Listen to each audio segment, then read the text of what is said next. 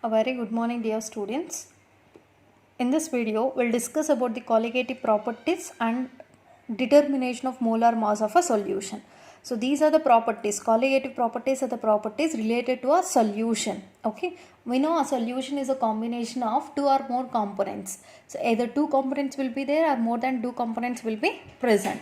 Now, to this colligative property, the first point related to that is vapor pressure of solution. Okay, vapor pressure of solution decreases when a non-volatile solute is added to volatile solvent.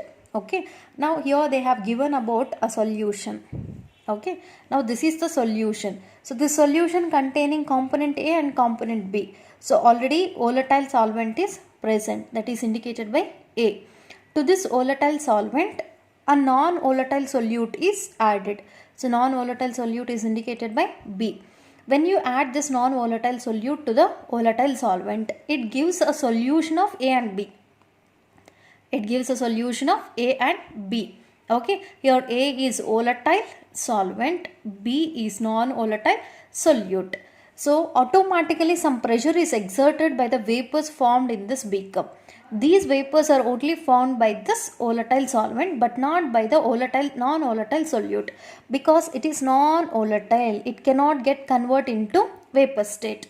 Only this liquid can convert into vapor state. So only the molecules of this volatile solvent can show a pressure, and that pressure is known as vapor pressure. So such vapor pressure of this solution is decreased. When it is decreasing, when you add a non-volatile solute to the volatile solvent, because in the solution the surface area is occupied by both the molecules of A and B.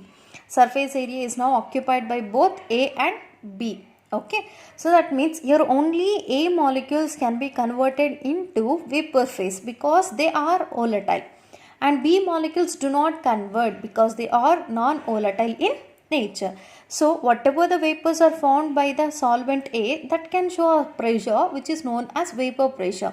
That means your vapor pressure of this solution is due to solvent particles but not the solute.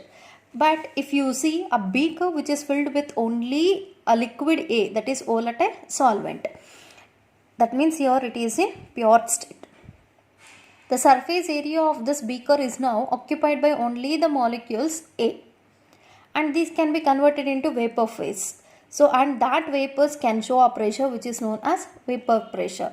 So this vapor pressure is completely shown by all the molecules present on the surface area of this pure liquid, because all are A components which are volatile in nature. They can be easily converted into vapors, and many molecules are converted into vapors, they can show maximum vapor pressure. But in this condition, along with A component, even B is present, but that B do not convert into vapor pressure. So vapor pressure of the solution is only shown by solvent. Thereby the vapor pressure of the solution is decreased due to adding a non-volatile solute to the volatile solvent. Okay, that is first point. Now many properties are connected to the decrease in the vapor pressure. Okay, here many properties can be taken under consideration.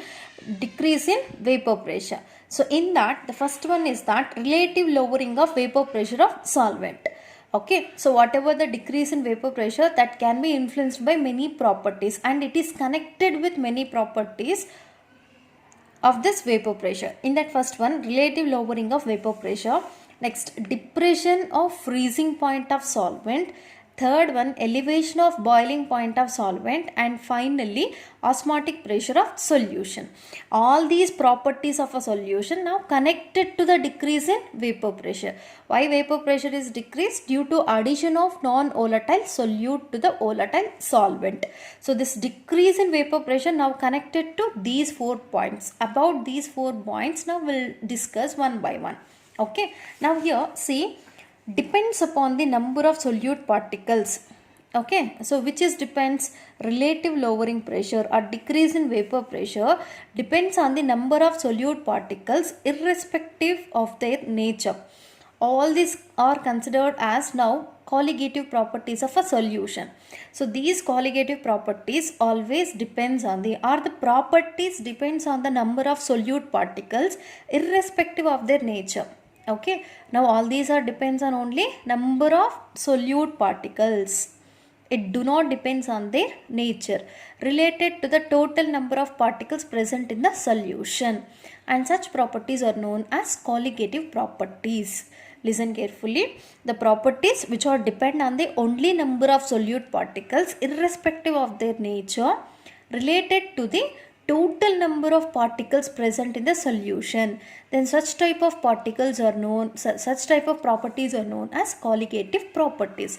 Now all these four properties of a solution which are connected to decrease of vapor pressure depends only on the nature of solute particles to that of total number of particles present in the solution.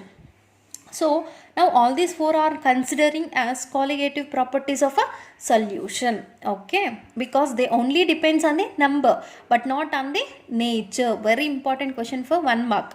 Colligative properties of a solution is always depends on the number but not on the nature of particles present in the solution. Understand? Now we'll see about the first colligative property. Why it is colligative? Because this relative lowering pressure of a solvent is always depends on number of solute particles. So it has to be taken as one of the colligative property. Now I'll explain this relative lowering of vapor pressure. Okay, clear? Now I have taken a beaker. Just okay, a closed beaker I have taken. In that I have filled pure liquid A. Okay, pure liquid in the sense there is no solute particles. Okay, it is not a solution, it is just a solvent. Okay, a pure liquid A I have taken, that is in the form of solvent. Okay, and whatever the pressure exerted by this molecules of A, that is considered as vapor pressure. So that vapor pressure of A is now indicated by P naught A. Okay, this is in pure condition. In pure condition, liquid A exerts certain pressure and that pressure is indicated by vapor pressure indicated by P naught A. And here only A particles are present. Okay, if only A particles are present, then XA becomes equals to 1. XA becomes equals to 1 because there is no B particles. So need not to add B. So that XA, mole fraction of A, is now equals to 1 in this solvent. Okay, now add some volatile liquid, that is solute B. Okay, to this I am adding B. Whenever you add B, that is non-volatile, which cannot be converted into vapor phase. So it settles at the bottom.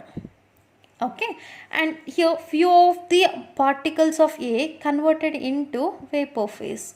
Okay, this is only A particles because B is non-volatile, which do not convert into vapor pressure. Vapor phase. Okay, now add some non-volatile liquid B. After adding, what happens? So all these B particles are present here. Only A particles are converted into vapor phase and converted into vapors. Understand? There is no vapor pressure of B particle because no vapors of B is present here. Only vapors of A are present. So that is volatile. Okay. Whereas B particles are non-volatile. They don't have any vapor pressure. Vapor pressure of B is 0. So that vapor pressure of B particles are indicated by P naught B. Okay, this P naught B in this solution is equals to 0 because